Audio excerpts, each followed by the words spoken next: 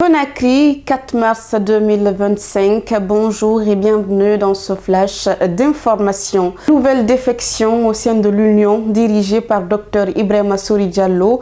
4 partis politiques ont annoncé lundi leur départ de cette intercoalition. Il s'agit de l'Union de la liberté et de l'émergence, le parti GRUP, l'Union pour le développement intégré de la Guinée et le Front patriotique guinéen.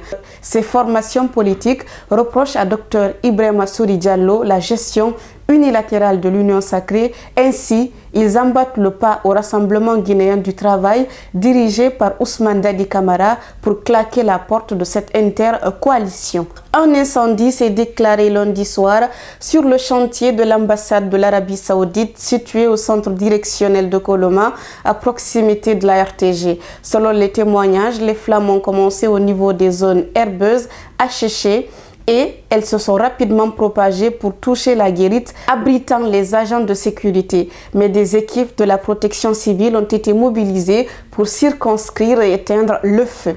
À Mandiana, le directeur préfectoral des mines et plusieurs autres cadres se retrouvent dans le collimateur de la justice. Ils sont accusés d'abus de confiance, de corruption, de concussion et bien d'autres infractions au préjudice d'une cinquantaine de paysans de la sous-préfecture de Kondianakoro, en passe d'être expropriés de leurs terres agricoles au profit d'une société minière. Le parquet du tribunal de première instance de Mandiana a annoncé hier des enquêtes les concernant dans cette affaire.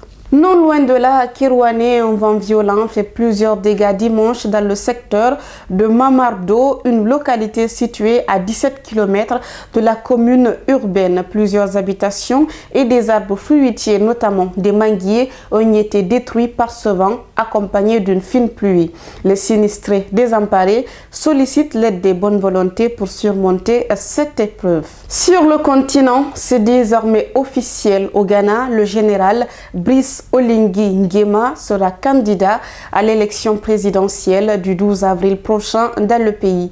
Le chef de la junte qui a renversé Ali Bongo le 30 août 2023 a finalement annoncé hier à Libreville sa candidature. Il souhaite poursuivre le changement amorcé et promet de construire un pays prospère. Dans le monde, le président américain a annoncé lundi qu'il comptait imposer des droits de douane sur les produits agricoles entrant aux États-Unis à compter du 2 avril prochain. Donald Trump a surtout invité les grands agriculteurs de son pays à se préparer à produire beaucoup plus de produits agricoles pour les vendre à l'intérieur des États-Unis. Et voilà, mesdames et messieurs, c'est tout pour ce flash d'information. Merci à tous de l'avoir suivi et continuez à suivre Guinée Matin TV sur nos différentes plateformes digitales. Le bonsoir de ce mardi s'adresse à la population de Dabola, plus particulièrement à celle de Kolo et de Bouka. Au revoir.